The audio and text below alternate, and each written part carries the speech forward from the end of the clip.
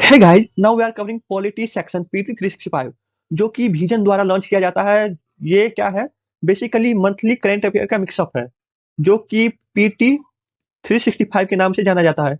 ये हर साल vision IAS के द्वारा लॉन्च किया जाता है लास्ट के टाइम में कि जो जितना भी साल भर का जो करंट अफेयर्स है वो एक साथ रिवीजन हो सके। देखिए इसमें बहुत सारा पार्ट ऐसा होगा जो कि प्रीलिम्स के लिए जरूरी नहीं होगा, वो मेंस और पॉइंट ऑफ व्यू से होगा। तो अभी जो हम पॉलिटी का सेक्शन देखेंगे वो जितना इंपॉर्टेंट प्रीलिम्स के लिए होगा वो हम ज्यादा अच्छे से डिस्कस करेंगे। प्रिंट और देखिए कुछ चीजें जो होगा स्किप करने वाला होगा तो उसको हम स्किप करते चलेंगे क्योंकि हमारा माइंड उतना एक्सेप्ट नहीं कर पाएगा कि कितना हमको।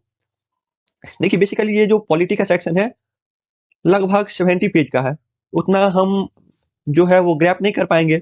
तो जितना जो इम्पोर्टेंट होगा उतना ही पढ़ेंगे, बाद बाकी को स्किप करेंगे। देखिए जो सबसे पहला यूनिट है ये लगभग यूनिट 8 तक है, 1 से लेकर 8 तक। यूनिट 1 में है इलेक्शंस। तो यूनिट 1 से हम स्टार्ट करेंगे। यूनिट 1 में आइए। देखिए इलेक्शन में जो सबसे पहला टॉपिक है वो है साइमल्टेनियस इलेक्शन। बेसिकली इसको वन नेशन वन इलेक्शन भी बोला जाता है। ये न्यूज में बहुत ज्यादा वायरल था क्योंकि अभी फिलहाल में जो लोकसभा का इलेक्शन हुआ था उसमें ये बहुत चर्चा में आया था कि वन नेशन वन इलेक्शन। इसका मतलब है कि जो लोकसभा लोकसभा और जो स्टेट लेजिस्लेटिव असेंबली राज्य का इलेक्शन वो साथ साथ हो, एक ही साथ हो। एक साथ होने से फायदा क्या है कि ये जो एक साथ होगा ना तो टाइम का जो खपत है वो कम होगा, साथ में जो मनी है वो भी थोड़ा कम में हो जाएगा क्योंकि एक साथ सारा देश का इलेक्शन हो जाएगा। एक ही साथ लोकसभा में जिसको वोटिंग करना होगा वो कर देगा, साथ में जो राज्य विधानसभा या स्टेट लेजिस्लेचर में जिसको वोट करना होगा साथ में हो जाएगा, दोबारा इलेक्शन कंडक्ट नहीं करवाना पड़ेगा। देखिए फिलहाल में जो 129वां कॉन्स्टिट्यूशनल अमेंडमेंट बिल है वो लोकसभा में पास किया गया था। तो इस बिल के बारे में ये बिल जो है ये ये बताता है कि एक आर्टिकल जो 82A है उसको जोड़ने की बात बोला जा रहा है। 82A में बताया गया है कि जो साइमल्टेनियस इलेक्शन है जो कि लोकसभा और स्टेट लेजिस्लेटिव असेंबली इन दोनों का इलेक्शन साथ साथ हो। यही जो एक नया आर्टिकल है वो इंसर्ट करने की बात की गई है। इसमें और भी क्या चीज जोड़ा जाएगा कि स्टेट लेजिस्लेटिव असेंबली का जो इलेक्शन है और लोकसभा का इलेक्शन है वो साथ कंडक्ट किया जाए। और साथ में जो उसका जो टेन्योर है, मान लीजिए कि कहीं अभी क्या हो रहा है फिलहाल में अगर लोकसभा डिजॉल्व हो जाता है तो नया जब इलेक्शन होगा तो वो पूरे 5 ईयर्स के लिए होगा, 5 साल के लिए होगा। लेकिन अगर ये जो 82 ये जोड़ा जाता है तो अगर लोकसभा डिजॉल्व हो जाता है 2.5 साल बाद, 2.5 साल चला और उसके बाद अगर डिजॉल्व हो जाता है तब जो नया लोकसभा का इलेक्शन होगा वो केवल 2.5 साल के लिए ही होगा क्योंकि जो स्टेट लेजिस्लेटिव असेंबली का इलेक्शन है वो साथ साथ कंडक्ट करवाना पड़ेगा। या मान लीजिए या फिर ऐसा मानिए कि स्टेट लेजिस्लेटिव असेंबली का जो इलेक्शन है वो डिजॉल्व हो जाए, किसी सरकार का क्या हो जाए, सरकार गिर जाए या डिजॉल्व हो जाए। तो स्टेट लेजिस्लेटिव असेंबली का मान लीजिए कि 4 साल में डिजॉल्व हो गया तो क्या होगा कि जब लोकसभा का इलेक्शन होगा, जब लोकसभा का टाइम पूरा जाएगा, 5 ईयर का जो टेन्यूर है वो जब समाप्त हो जाएगा तो इसका इलेक्शन साथ में कंडक्ट करवाना पड़ेगा। अगर इस केस में अगर इलेक्शन होता है तो केवल उस राज्य में 1 साल के लिए ही नया जो सरकार बनेगा केवल 1 साल के लिए बनेगा। इसका बड़ा डिसएडवांटेज है कि 1 साल के लिए सरकार बनेगा और फिर से जब लोकसभा का टाइम आएगा उसके बाद फिर से इलेक्शन कंडक्ट करवाना पड़ेगा।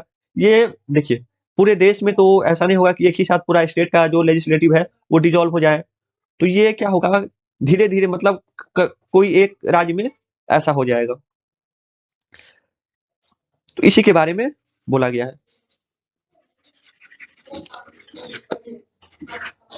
अब आइए देखिए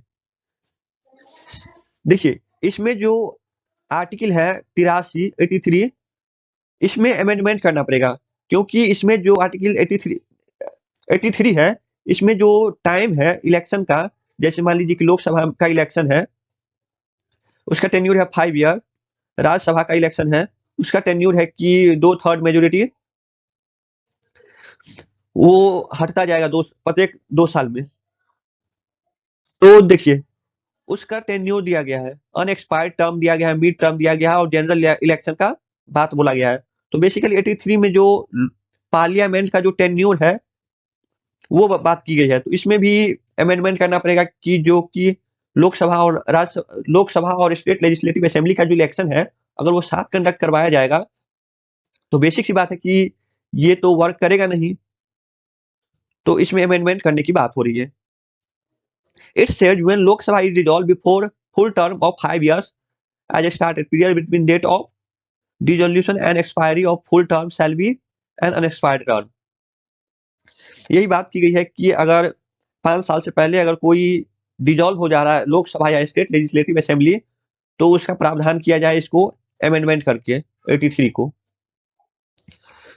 उसमें मिड टर्म में जो प्रावधान होगा कि अभी जो इलेक्शन हो रहा है 5 साल के लिए कंडक्ट करवाया जाता है, लेकिन इसके अमेंडमेंट होने के बाद क्या होगा, मिड टर्म के लिए जो होगा वो जितना पीरियड बचा रहेगा, मान लीजिए कि 1 साल बचा है तो 1 साल के लिए इलेक्शन करवाना पड़ेगा। अब जो आर्टिकल 172 है, ये बताता है कि जो स्टेट लेजिस्लेटिव असेंबली का जो टेन्योर है, एक्सपायरी डेट है, इसका भी जो टाइम है वो 5 ईयर है। और 83 में ये पार्लियामेंट का बात हो रहा था टाइम का। और जो 172 आर्टिकल है, इसमें स्टेट लेजिस्लेटिव असेंबली का जो टाइम है उसके बारे में बात की गई है। तो इसमें भी अमेंडमेंट करना पड़ेगा। इसमें भी बताना पड़ेगा कि किस टाइम में जाकर इसको डिजॉल्व करना पड़ेगा, या अगर रिलेक्शन हो तो कितने टाइम के लिए होगा, इस सब के बारे में बात करना पड़ेगा। अब देखिए आर्टिकल 327 है, अमेंडमेंट ऑफ आर्टिकल 327 327 में बात की गई है। देखिए 327 में बेसिकली बात की गई है क्या कि जो पार्लियामेंट का पावर दिया गया है कि स्टेट का जो इलेक्शन, स्टेट लेजिस्लेचर का जो इलेक्शन होगा उसमें अपना रोल प्ले कर सकता है। तो इसमें भी अमेंडमेंट करना पड़ेगा।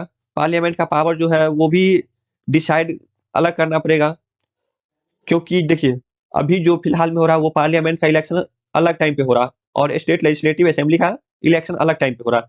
लेकिन जब दोनों का साथ में होगा तो उस टाइम में क्या होगा, मॉडल कोड ऑफ कंडक्ट लागू हो जाएगा। मॉडल कोड ऑफ कंडक्ट, आचार संहिता लागू हो जाएगा। तो दोनों डिजॉल्व रहेगा। तो पार्लियामेंट कैसे वर्क कर पाएगा कि लेजिस्लेचर का इलेक्शन हो रहा है और पार्लियामेंट पावर में होगा नहीं उस टाइम, तो उसका तो प्रावधान करना पड़ेगा। तो यही दिया गया है कि इसमें भी अमेंडमेंट करना पड़ेगा। अब देखिए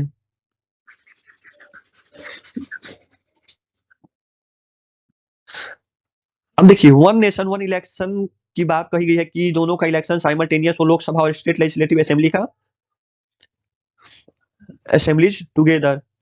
The simultaneous election does not mean that voting across the country। देखिए इसका मतलब है, इस लाइन को समझिए, साइमल्टेनियस इलेक्शन का मतलब ये नहीं है कि वोटिंग जो है एक ही दिन में सारे देश में इलेक्शन हो, ऐसा जरूरी नहीं है।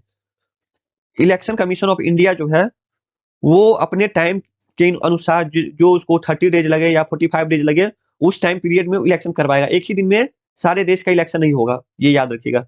इन India simultaneous election to Lok Sabha and Vidhan Sabha were held in. अब एक चीज ये याद रखिए, जो हमारे देश में जो साइमल्टेनियस इलेक्शन है वो पहले भी हो चुका है 3 बार। 3 बार कब हो चुका है? 3 बार हो चुका है 1951-52 में, 4 बार हो चुका है, 1957 में, 1962 में और 1967 में। देखिए बेसिकली जो इंदिरा गांधी की सरकार आई थी उस टाइम जो इमरजेंसी लगा था, तो स्टेट लेजिस्लेचर का जितना मतलब कहीं किस किस स्टेट में क्या हुआ था कि स्टेट लेजिस्लेटिव जो है वो डिजॉल्व हो गया था और री इलेक्शन करवाना पड़ा था। तो उसी टाइम से क्या हुआ था, ये उस टाइम तक इंदिरा गांधी के टाइम तक ये सही चल रहा था। लेकिन जब इंदिरा गांधी ने इमरजेंसी लगा दी थी तो उस टाइम जो इलेक्शन का पैटर्न है वो चेंज हो गया था। अब अभी अगर देखिए इससे पहले भी एक क्वेश्चन ऐसे ही आया था, वो आया था कि ऐसे ही कुछ क्वेश्चन आया था, अभी याद नहीं आ रहा हमको, किसी पार्टिकुलर चीज का दे दिया गया था और पूछा गया था कि ये चीज कितनी बार हुआ था। जैसे ही अभी जो इलेक्शन है साइमल्टेनियस इलेक्शन, वो इंडिया में 4 बार पहले हो चुका है। अभी तक केवल 4 बार हुआ है। तो याद रखिएगा कि ये जरूरी नहीं है कि 51, 52, 57, 1962 या 1967 याद रखना है, लेकिन 4 बार हुआ है, ये आप अच्छे से याद रखिएगा। This cycle was disrupted due to premature dissolution. यही है कि 1970-71 से ये डिसॉल्व हो गया था, क्योंकि जो स्टेट का जो इलेक्शन है वो बहुत सारे स्टेट में डिसॉल्व हो गया था। बहुत सारे सरकारें उस टाइम गिर गई थी, तो अलग अलग इलेक्शन करवाना पड़ा था। अब देखिए ये नोट्स मैंने बना दिया है, एक बार आप इसको पढ़िएगा। लोकसभा में पेश किया था 129 कॉन्स्टिट्यूशनल अमेंडमेंट बिल। ये जो बिल है ये साइमल्टेनियस इलेक्शन के बारे में बात हो रही है। तो याद रखिएगा लोकसभा और स्टेट लेजिस्लेटिव असेंबली का इलेक्शन है वो साइमल्टेनियस करवाने की बात हो रही है। आर्टिकल 83 में बात की गई है ड्यूरेशन ऑफ पार्लियामेंट। आर्टिकल 172 में duration of state legislative assembly. Article 327 parliament का पावर बता रहा है जो कि इलेक्शन करवाती है लेजिस्लेचर में। देखिए जो साइमल्टेनियस इलेक्शन है उसका रिकमेंडेशन आया था। जो 70वां रिपोर्ट है लॉ कमीशन का, उसमें भी बात की गई थी साइमल्टेनियस कमीशन की। उसके बाद 2002 में जो national commission to review the working of the constitution है उसमें भी बात की गई थी। उसके बाद जो पार्लियामेंट्री स्टैंडिंग कमेटी है उस रिपोर्ट में भी बात की गई, और उसमें जो नीति आयोग का जो रिपोर्ट है working paper of NITI Aayog, उसमें भी बात की गई है। तो ये थोड़ा थोड़ा याद रखिएगा कि ये जो कमेटी है, ये जो कमीशन है, ये रिकमेंडेशन दिया था किसके बारे में? ये रिकमेंडेशन दिया था साइमल्टेनियस इलेक्शन के बारे में। अब जो है नेक्स्ट है स्टेट इलेक्शन कमीशन। देखिए स्टेट इलेक्शन कमीशन जो है वो जो हमारे गांव में जो इलेक्शन होता है और जो शहर में अर्बन में जो होता है, तो इसको बोलते हैं पंचायती पंचायती राज इंस्टीट्यूशन। और जो अर्बन अर्बन या म्युनिसिपालिटीज का जो इलेक्शन है, म्युनिसिपालिटीज का इलेक्शन, ये जो स्टेट इलेक्शन कमीशन है इसके द्वारा कंडक्ट करवाया जाता है। जो कैग है सीएजी का, ये कर्नाटका में जो इलेक्शन लेट से हुआ है इसके बारे में बताता है कि ये जो एसईसी का जो पावर है उसका यूज सही से नहीं हो रहा है। इसका कर्नाटका में बेसिकली क्या हुआ था, कर्नाटका में जो इलेक्शन है वो बहुत लेट हुआ था। तो बहुत लेट हुआ था तो ये न्यूज में बहुत ज्यादा चल रहा था कि कर्नाटका में जो इलेक्शन है वो सही से टाइम पे नहीं हो रहा है। और ये जो स्टेट इलेक्शन कमीशन है वो जो लोकल गवर्नमेंट है, लोकल गवर्नमेंट में हो गया पंचायती राज इंस्टीट्यूशन और म्युनिसिपालिटी जो शहर में होता है अर्बन में, उसका इलेक्शन कंडक्ट करवाता है स्टेट इलेक्शन कमीशन। देखिए स्टेट इलेक्शन कमीशन जो है ऑटोनोमस कॉन्स्टिट्यूशनल अथॉरिटी है। ये याद रखिएगा कि ये क्या है, ऑटोनोमस कॉन्स्टिट्यूशनल अथॉरिटी, जो कि क्या करता है, इलेक्शंस जो है वो लोकल सेल्फ गवर्नमेंट का वो कंडक्ट करवाता है। जैसे हो गया पंचायती राज इंस्टीट्यूशन और अर्बन लोकल बॉडीज, म्युनिसिपालिटीज।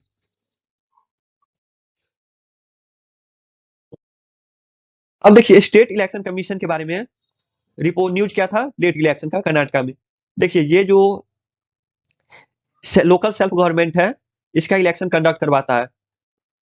इसमें हो गया पंचायती राज इंस्टीट्यूशन और अर्बन लोकल बॉडीज।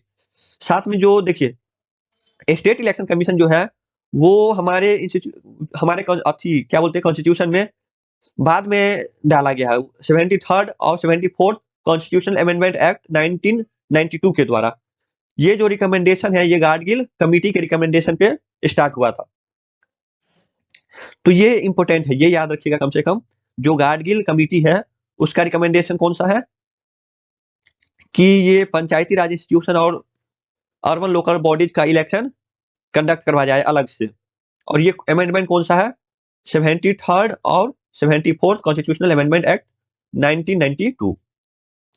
अब आर्टिकल 243 के 1 में दिया गया है इलेक्शन के बारे में, जो पंचायत और म्युनिसिपालिटीज का इलेक्शन है।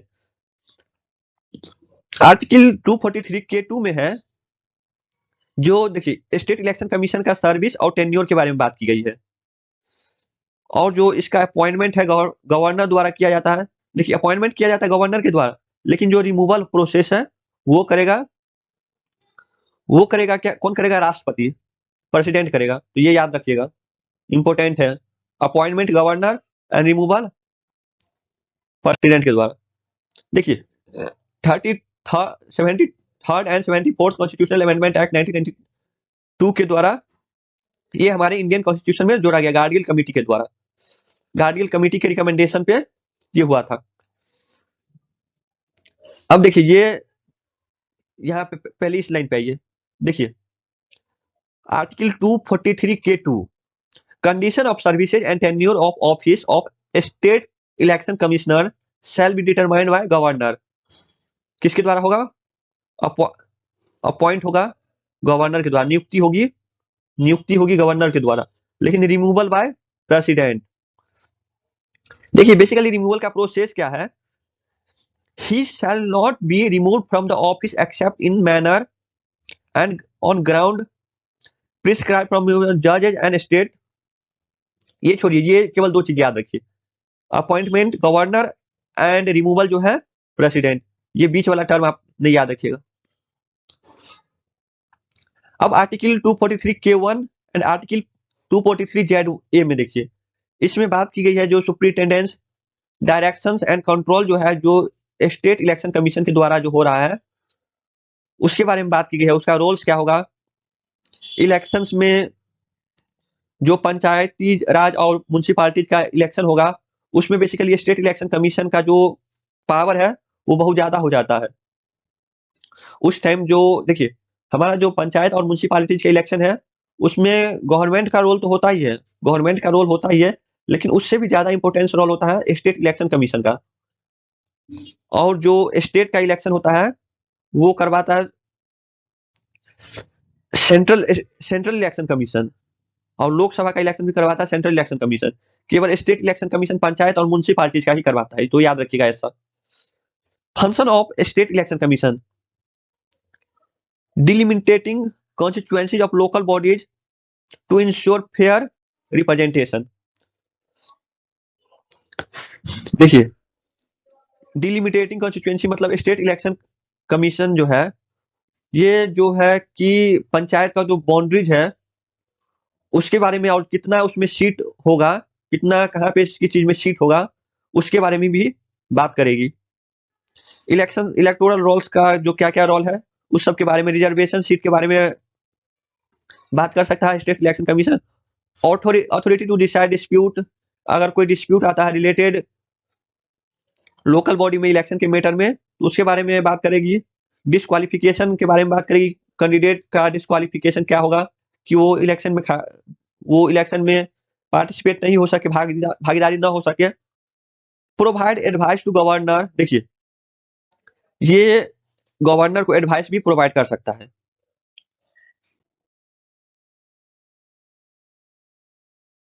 डिलिमिटेशन कमीशन, देखिए डिलिमिटेशन कमीशन क्या होता है?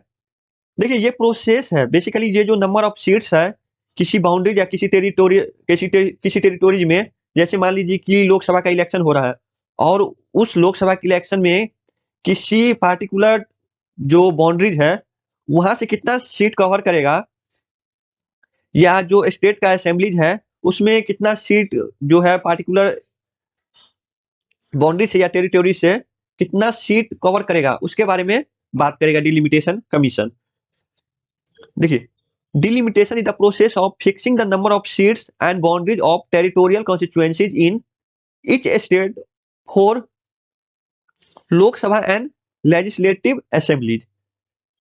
प्रत्येक लोकसभा और स्टेट लेजिस्लेटिव असेंबली में कितना सीट किसी पार्टिकुलर किसी टेरिटोरियल कॉन्स्टिट्यूएंसी से कितना सीट आएगा उसके बारे में डिलिमिटेशन कमीशन बताती है। ये जो है ये हाई पावर्ड बॉडी है, इस बॉडी को बोला जाता है डिलिमिटेशन कमीशन, इसको बोला जाता है बाउंड्री कमीशन। डिलिमिटेशन कमीशन को क्या बोला जाता है? बाउंड्री कमीशन, क्योंकि ये पार्टिकुलर टेरिटोरियल में जाके सीट फिक्स कर देता है कि इतना एरिया से इतना सीट फिक्स हो जाएगा। देखिए आर्टिकल 82 में बताया गया, बात की गई है, delimitation is done by such authority and in such manner as parliament may make by law by determined. Delimitation commission के बारे में पार्लियामेंट के में लॉ बनाने का प्रावधान किसमें? आर्टिकल 82 में। Such delimitation commission have been constituted 4 time, अभी तक 4 टाइम बनाया गया है।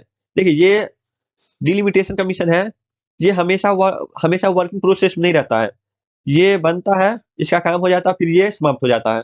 तो अभी तक केवल 4 बार बना है, 1952 में, 1963 में, 1973 में, 2002 में। ये जो बॉडी है स्टैचुरी बॉडी है, ये स्टैचुरी बॉडी है, ये लॉ के द्वारा बनता है, स्टैचुरी बॉडी है। Delimitation commission decisions are consider final.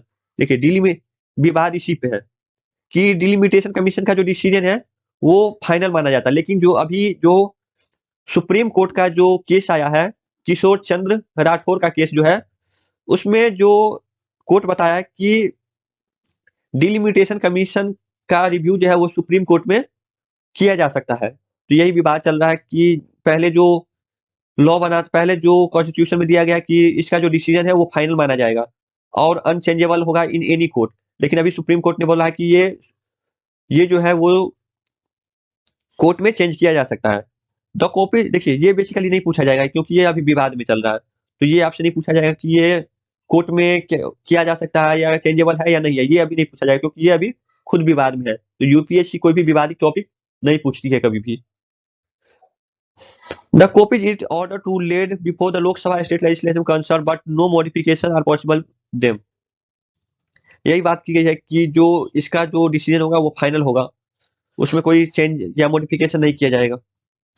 अब इसका मेंबर देखिए, मेंबर जो होगा वो जो रिटायर्ड होगा या वर्किंग होगा, जो सुप्रीम कोर्ट का चेयरपर्सन वो हो सकता है, ये एज ए डायरेक्टर वर्क करेगा। दूसरा होगा जो चीफ इलेक्शन कमिश्नर है वो होगा। थर्ड होगा जो पार्टिकुलर स्टेट, जिस स्टेट में जो वर्क होगा उस स्टेट का इलेक्शन कमीशन होगा, उससे कंसल्ट करवाना पड़ेगा। तो 3 मेंबर होगा। अब देखिए नोट डिलिमिटेशन कमीशन को बाउंड्री कमीशन भी बोला जाता है। सुप्रीम कोर्ट का जो है, सुप्रीम कोर्ट बोला है अभी कि इसका जो डिलिमिटेशन कमीशन का जो रिव्यू है वो किया जा सकता है। किशोर चंद्र राठौर केस 2024 अभी न्यूज में था। डिलिमिटेशन देखिए, fixing the number of seats and boundaries of the territorial constituency, किसी टेरिटोरियल कॉन्स्टिट्यूएंसी में कितना सीट और कितना बाउंड्री कवर होगा ये बताती है। हाई पावर्ड बॉडी है, स्टैट्यूटरी बॉडी है, कितना लोकसभा में कितना सीट होगा ये डिलिमिटेशन कमीशन बताएगा। आर्टिकल 82 डिलिमिटेशन कमीशन का प्रोसेस बताएगा कि कैसे नियुक्ति किया जाएगा और क्या क्या वर्क है, इसके बारे में बात की गई है। अभी तक 4 टाइम्स इसको बनाया जा चुका है, 1952, 1963, 1973, 2002। मेंबर जो है जजेज ऑफ सुप्रीम कोर्ट सिटिंग हो सकता है या रिटायर्ड। चीफ इलेक्शन कमीशन और स्टेट, जिस कंसर्न स्टेट मतलब जिस स्टेट में मतलब विवाद होगा उस स्टेट का मेंबर होगा स्टेट इलेक्शन कमीशन। अभी जो न्यूज में जो लोकसभा का इलेक्शन हुआ था उसमें ईवीएम और वीवीपैट के द्वारा जो लोकसभा का इलेक्शन है वो कंडक्ट करवाया गया था। तो जो न्यूज है वो अपोजिशन का क्या कहना था कि ईवीएम और वीवीपैट के द्वारा जो इलेक्शन करवाया गया है उसमें धांधली हो रहा है, इलेक्शन चोरी हो रहा है, वोट का क्या हो रहा है, चोरी हो रहा है। तो ये सुप्रीम कोर्ट में फाइल हुआ था केस, तो सुप्रीम कोर्ट ने बताया कि नहीं ये सही ढंग से वर्क कर रहा है, इसमें कोई चोरी या धांधली का मामला नहीं है। फिर अपोजिशन क्या किया था, दोबारा इसको सुप्रीम कोर्ट में फाइल किया गया था, तो सुप्रीम कोर्ट ने उसका रिक्वेस्ट डिसमिस कर दिया है। तो यही न्यूज है। अब ईवीएम और वीवीपैट क्या है, ईवीएम का बेसिकली फुल फॉर्म है electronic voting machine, electronic voting machine. और ये जो वीवीपैट है इसका फुल फॉर्म है वोटर वेरिफिएबल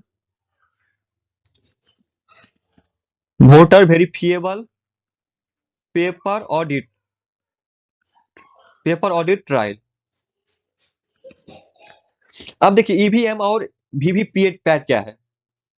देखिए जो इलेक्शन होता है ये इसको बोला जाता है ईवीएम और इसको बोला जाता है वीवीपैट। यहाँ पे जो ये जो चिन्ह देख रहे हैं ये बेसिकली ऐसा होता है कि जिसको वोटिंग करना रहता है उस वहां पे क्लिक करना रहता है, वहां पे अंगूठा देना होता है। और वीवीपैट में क्या होगा, जो वेरीफाई करने के लिए यहाँ पे 7 सेकंड के लिए पेपर निकलेगा उसी चिन्ह से। देखिए यहाँ पे जो चिन्ह है वही चिन्ह यहाँ पे है।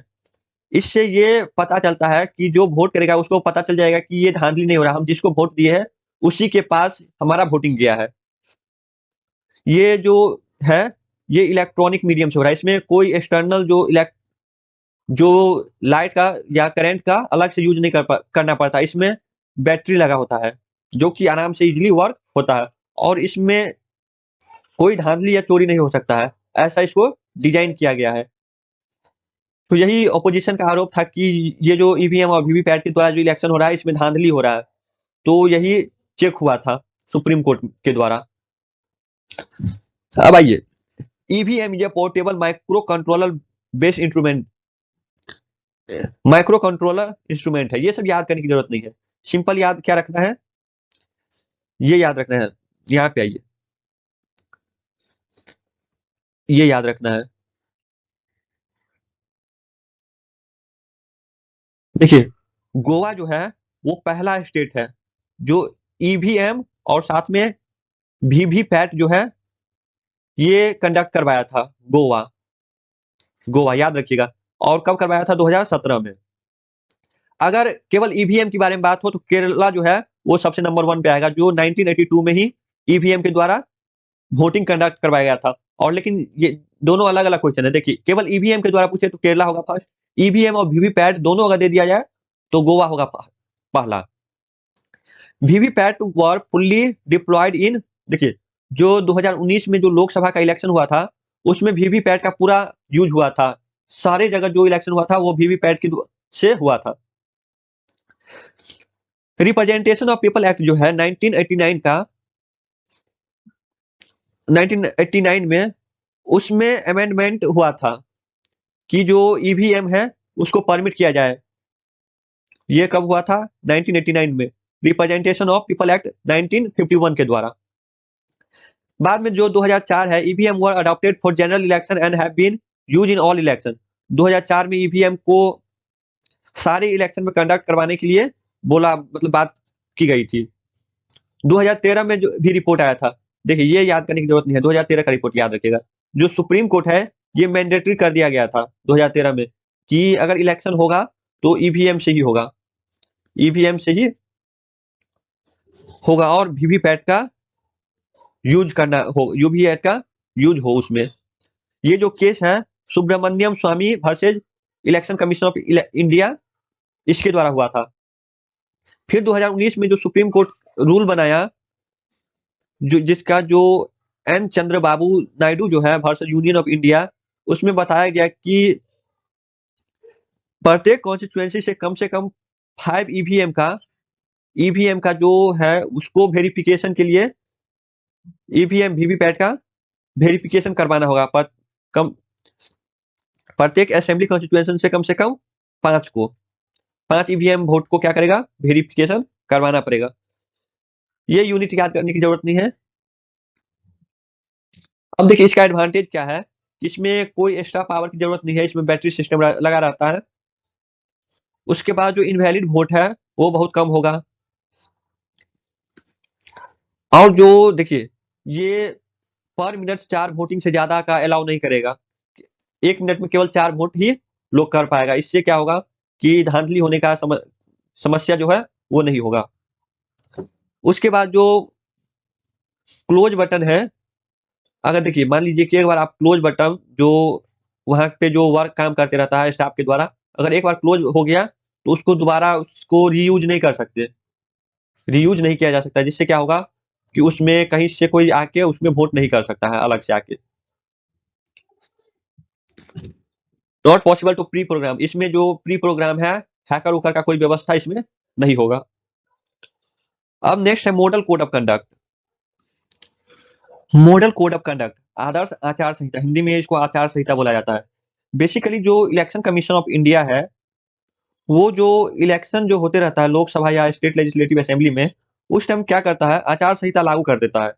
इसका मतलब आचार संहिता का मतलब हुआ कि जो सरकार जो है उस टाइम डिजॉल्व हो जाता है, वो तो होता नहीं है कोई सरकार, तो उस टाइम जो इलेक्शन कमीशन ऑफ इंडिया है यही पूरा देश को हैंडल करता है।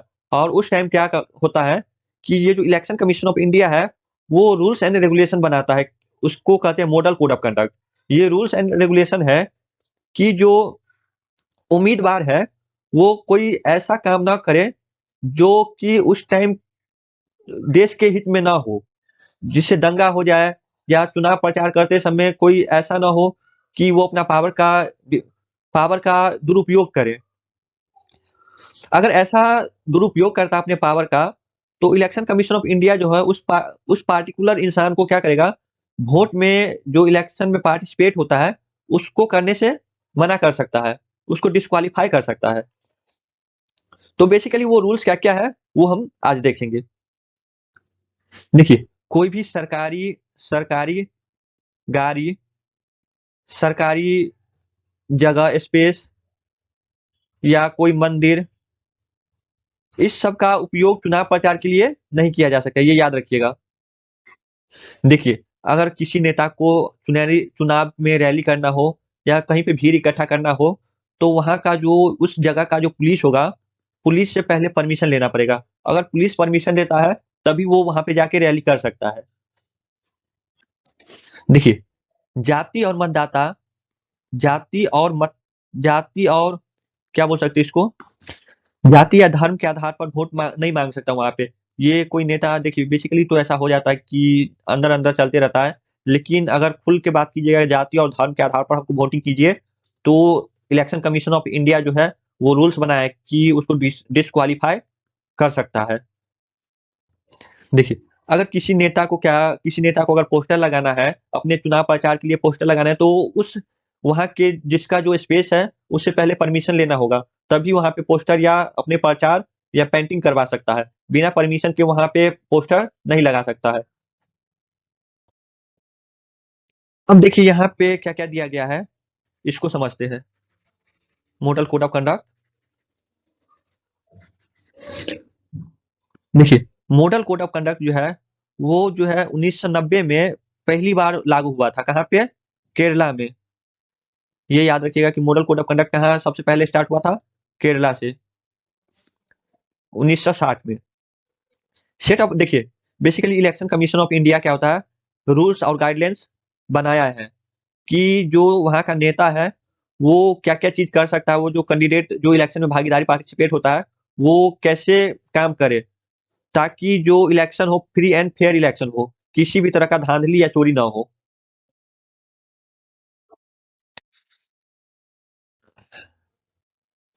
The election commission drive the authority of article 324। देखिए, इलेक्शन कमीशन ऑफ इंडिया को पावर दी गई है आर्टिकल 324 में कि इलेक्शन कैसे करवाया जाए, कैसे इसको कंट्रोल करवाया जाए, उसको सुप्रिंटेंडेंस डायरेक्शन, उसका क्या क्या डायरेक्शन होना चाहिए, क्या क्या कंट्रोल होना चाहिए, ये सब बात की गई है। ऑल दो the constitution does not explicitly mention about the, देखिए कॉन्स्टिट्यूशन में मॉडल कोड ऑफ कंडक्ट कहीं लिखा नहीं गया है, ये भी याद रखिएगा, ये इंपोर्टेंट है। मॉडल कोड ऑफ कंडक्ट हमारे इंडियन कॉन्स्टिट्यूशन में लिखा गया है तो बोलेगा नो।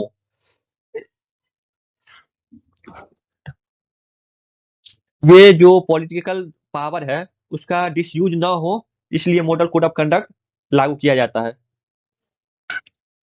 देखिए, एक्टिविटीज प्रोहिबिटेड, जब मॉडल कोड ऑफ कंडक्ट लागू हो जाएगा तो क्या क्या चीज निषेध करना हो जाएगा। तो सबसे पहले जो स्कीम है, कोई स्कीम लॉन्च नहीं कर सकता है, कोई पॉलिसी या कोई प्रोजेक्ट लॉन्च नहीं कर सकता है मॉडल कोड ऑफ कंडक्ट लागू होने के बाद। कहीं पे आप एडवर्टाइजिंग नहीं कर सकते हैं, कोई पब्लिक को पैसा नहीं दे सकते हैं। देखिए, prohibition of any ad hoc appointment, किसी को आप अपॉइंटमेंट देकर नहीं मीटिंग कर सकते हैं। अगर देखिए, जिस दिन वोटिंग होगा उससे 48 घंटे के बाद, उससे 48 घंटे तक आप कोई मीटिंग अरेंज नहीं कर सकते, पब्लिक मीटिंग। अगर मान लीजिए कि आज इलेक्शन है तो पीछे 48 आवर पीछे तक आप उससे पहले कर सकते हैं, लेकिन उससे 48 घंटे पहले तक कोई मीटिंग, पब्लिक मीटिंग नहीं कर सकते हैं। गवर्नमेंट का रिसोर्स बैन हुआ, ट्रांसपोर्ट मशीनरी जितना भी गवर्नमेंट होगा, गवर्नमेंट का यूज नहीं कर सकते, गाड़ी नहीं यूज कर सकते, प्लेस नहीं यूज कर सकते हैं। किसी को कोई भी मिनिस्टर किसी कैंडिडेट या किसी जनता को पैसा नहीं दे सकता है कि हमको पैसा देके वोट दे।